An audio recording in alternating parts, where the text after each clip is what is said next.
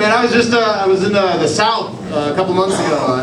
Not the deep South, but the shallow South. And, it's different, you know, because like the shallow South, people have a funny accent. The deep South, people think I'm the one with the funny accent. I was in Arkansas, guys like, hey man, how come you talk funny? Well, you see, sir, my father is from Phoenix and my mother is from Chicago, so they aren't related.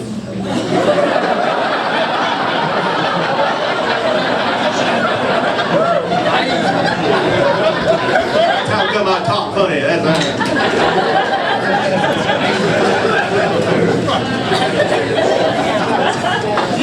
You can still smoke in some of the places in the South, though. I kind of miss that as a comedian. Like, I don't smoke, but as a comic, I like having smokers in the audience. I do. Because I know that if they get mad at me for making fun of them, I can run away. They can only chase me for like 50 feet. You know? It's called cardio, sucker!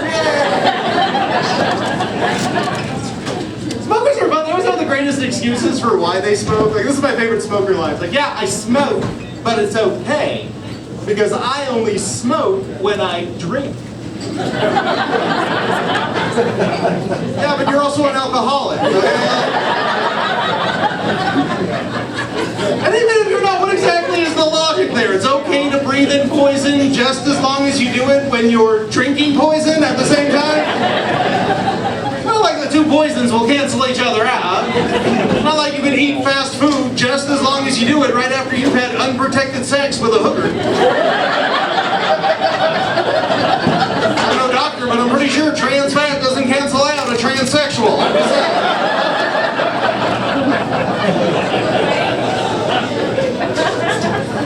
And the thing is that, like, instead of smoking, the thing you see now is vaping. And if you don't know what vaping is, it's for people who want a healthy alternative to smoking, but would still like to be annoying to everyone around them. Instead of smoke, you just suck in like water vapor from this little mechanical cigar thing. It's like if somebody combined the sophistication of a hookah with the nerdiness of an asthma inhaler.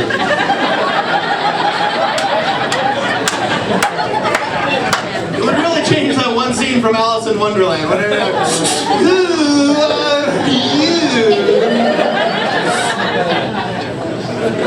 A very obscure reference. Good for you guys. I'm not like a big smoker, I'm not a big drinker. It's not that I don't have any vices, it's just that my main vices are I'm cheap and I'm lazy, and every other vice is kind of make moves. You understand? I mean, I would never cheat on my wife, mostly because I respect our marriage and I love my wife, but also because that's just way too much work. It really is. Convincing a woman to have sex with me, buying a condom, covering it up, it's just easier to jerk off, ladies. I'm sorry.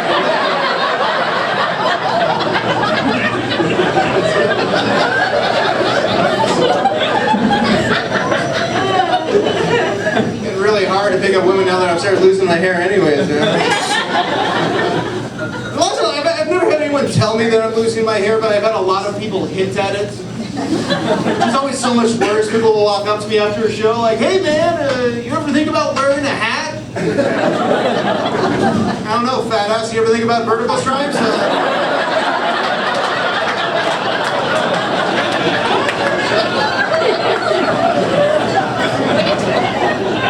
It's traumatic for us men when we start losing our hair. I mean, we go through the 5 stages of grief, right? First is denial. You're like, I'm not losing my hair.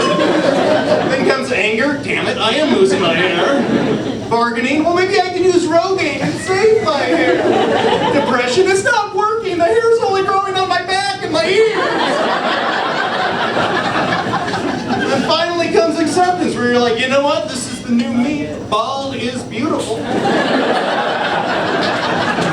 I'm just going to start shaking my head and tell people it's a hairstyle choice. That's right. I'm like 2 months away from that. I'm just going to walk into the barber and be like, no, forget the George Clooney. Give me the Patrick Stewart. Make it so.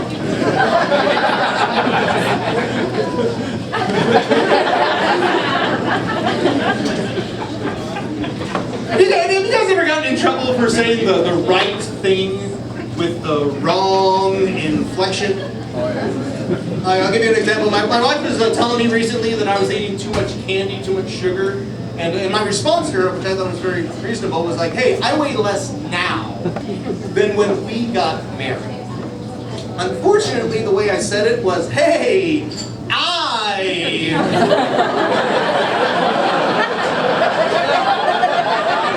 weigh less now than when we got married. To which she responded, well, we may have 2 kids, but I am the one who had them.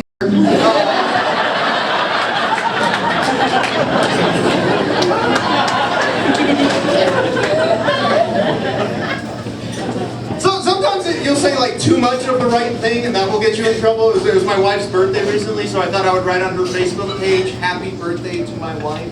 But then I thought, I can do better than that. So what I wrote was, happy birthday to my favorite wife. ... so far. And yeah. What really pissed her off is when my mom gave it a like.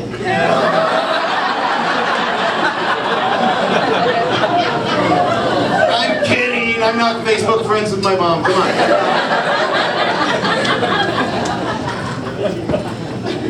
It was actually kind of hard for my mom when my wife and I started dating because my mom is very religious and she didn't like the idea of any premarital activity going on. And my wife and I, we dated for 4 years before we got married. So for that entire 4 years, my mom was just like, when are you going to get married? When are you going to get married? When are you going to get married? It's like, I don't know, Mom. When the birth control fails and we have to, I guess.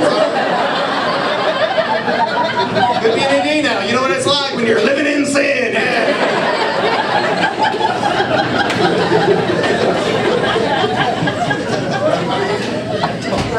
I think the problem with like some people in marriage is like they approach it from the wrong angle. Like some men, not all men, but some men definitely treat marriage like they're buying a car. You know what I mean? Like they treat it like it depreciates in value the second they drive it off the lots. Within a few years, they're trying to trade it in for a newer model. Women, on the other hand, a lot of them, they treat marriage like they're buying a house, which is why they're willing to settle for a fixer-upper.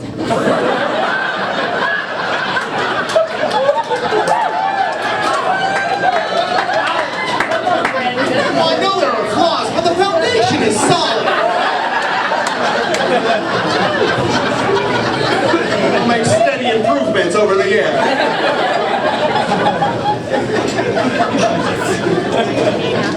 My wife's made a lot of improvements to me. Like one of the first things she got on my case about was having skid marks in my underwear. Don't look at me like I'm the only guy who has that problem. Like the first thing she wanted to change, like that is disgusting. I don't ever want to see that again. I'm like, fine. So I did something about it. I went out to the store and I bought myself some brown underwear. Now you can't see it anymore.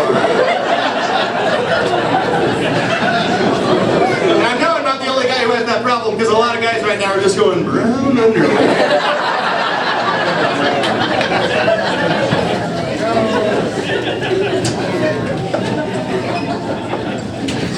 It was actually like a big adjustment to me when my wife and I got married, especially like things like sharing the bathroom. That was a huge adjustment for me. I grew up in a house with brothers. I'd never shared a bathroom with a woman my own age before. It was weird, like all that open counter space I had when I was single, I was just taken over by little bottles of crap. They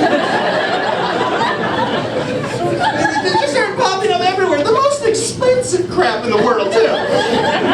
My wife and I once got into a fight because she spent $95 on a bottle of makeup. I kid you not, the size of a thimble.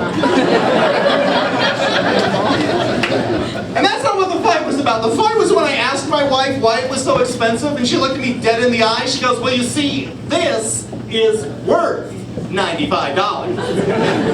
Because when I put it on, it looks like I'm not wearing any makeup at all.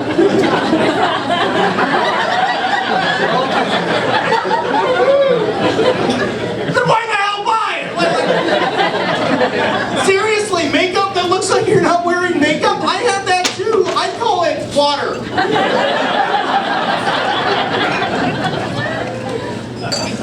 I don't understand why women get self-conscious about your looks in some of the ways you do. This last year, I caught my wife looking in the mirror. She actually said out loud, she goes, oh my gosh, I'm getting crow's feet.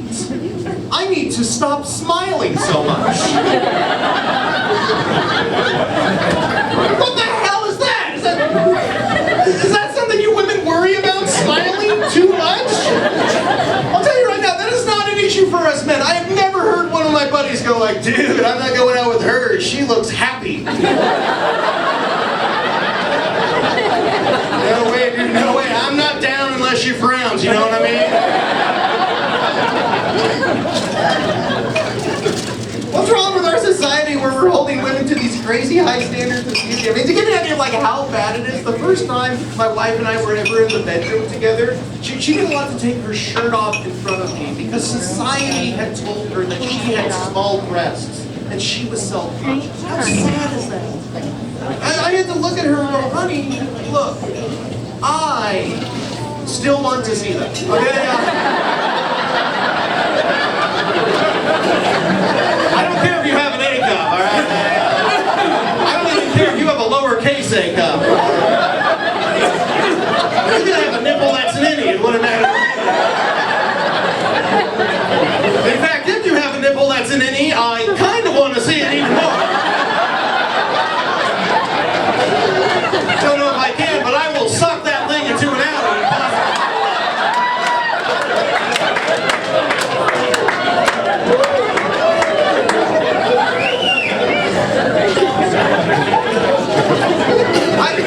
I'm just saying, why would any woman ever get self-conscious about something like your breast size? Because I can tell you right now, ladies, that no man in this room has ever gone out on a date with a woman where afterwards they went back to her place. And that man saw that woman take her clothes off in front of him for the very first time. No man here has looked at that woman and gone, "Aw."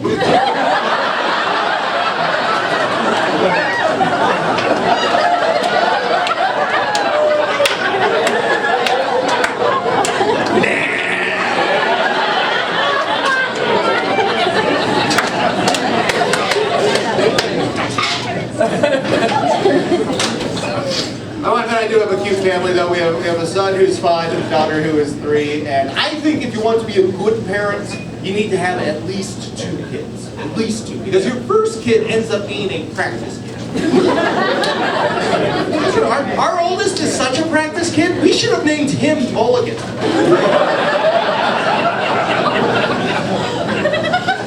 Don't judge, that's true for all parents. If you are an oldest child, I guarantee your parents made a lot of mistakes when they were raising you.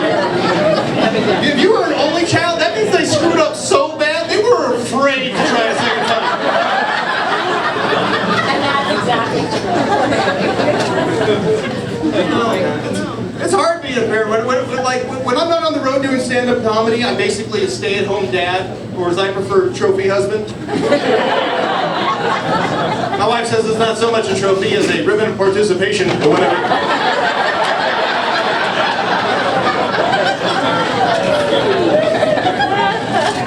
That is the hardest job I've ever had. Like, I've had jobs that are physically demanding. I've had jobs that are stressful deadline jobs. I've had jobs that are like gross, disgusting cleanup jobs. Being a stay-at-home parent combines all of those jobs into one with 0 pay. It is absolutely...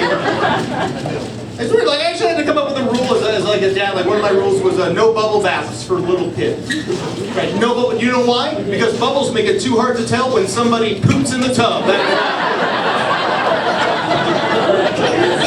is a lesson you learn the hard way, people. All right, kids, let's pick up your bath toys. This one sure is squishy.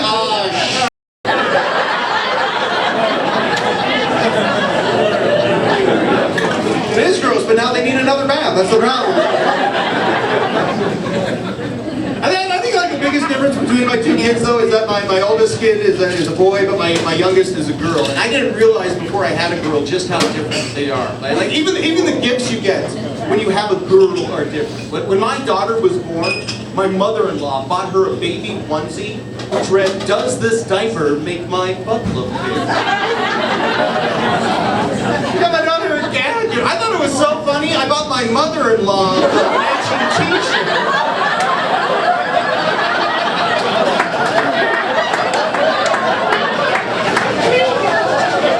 For some reason, she doesn't want to wear it.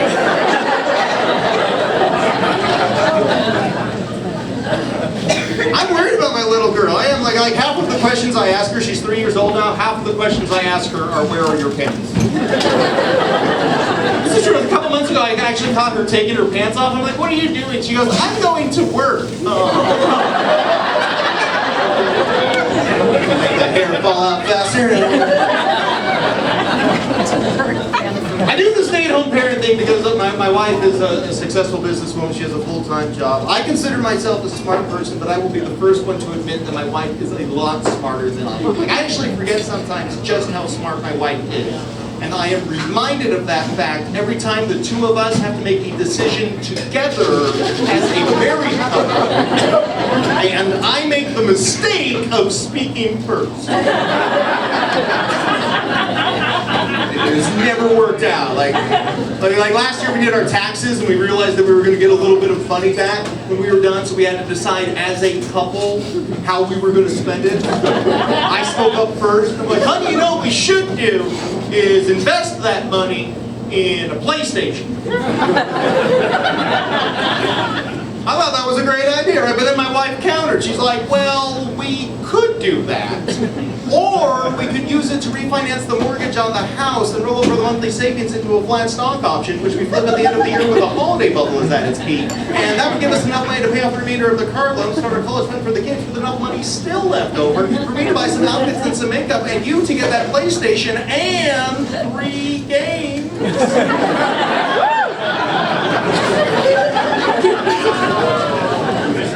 Okay, let's do that. I still get the PlayStation though, right? Alright, I'll be in the corner coloring.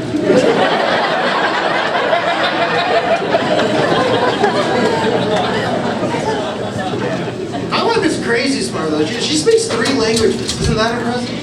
I'm amazed with anyone who can speak more than 1 language. I took 3 years of Spanish when I was in high school. None of it sunk in. None of it. I once racked up a $100 bar tab because the bar had a sign that said Cervezas Frio. What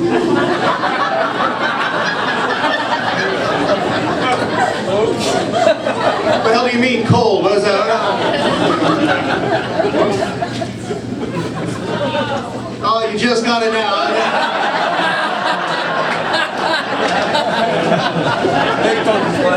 We can move on then. I've actually learned in my travels that that 1 language thing is really more of like an American thing. I was doing comedy in Europe a few years ago. I don't know if anyone here has been to Europe, but everyone over there, everyone in Europe can speak 3 or 4 languages. That is normal for Europe. Okay, you come back here to the US, most of us only speak 1 language and not that good.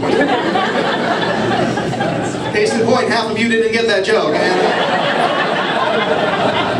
And that's the thing, like the language we speak isn't even English, okay? Like I have been to England. We sound nothing like those people. They even like to say in England that they speak English, but we speak American. Because apparently American is English minus things like big words and proper grammar. And it really is different too. Have you ever watched BBC News? It's like the British version of CNN, but it's so much more sophisticated sounding than CNN. They can have a reporter in the front line of a war somewhere in the middle of a battlefield. It sounds like masterpiece theater. It appears the fog of war continues to envelop the epicenter of the climatic confrontation taking place behind me.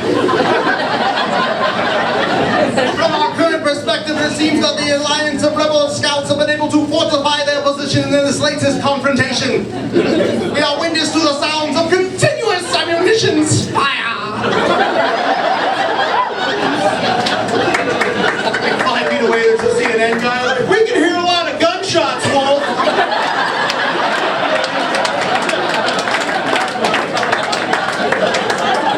Back to y'all.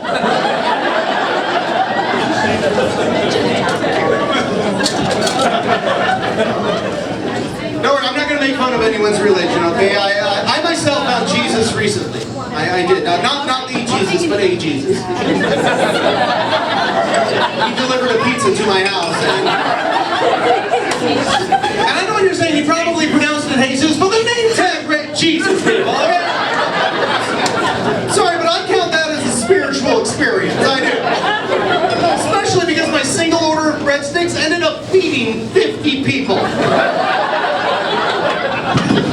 Bible joke. If you didn't get it, it means you're going to hell.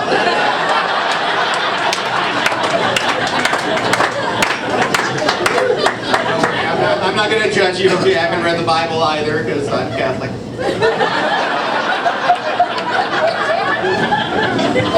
I was raised a strict Catholic. The church I went to growing up had an Irish priest. Okay, it was that kind of church. I even remember his name. It was Father Pat O'File.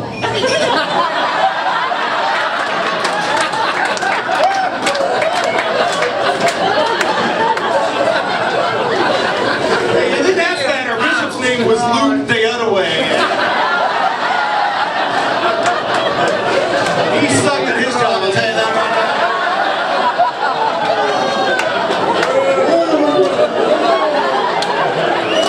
I'm gonna go to a comedy show and take shit seriously.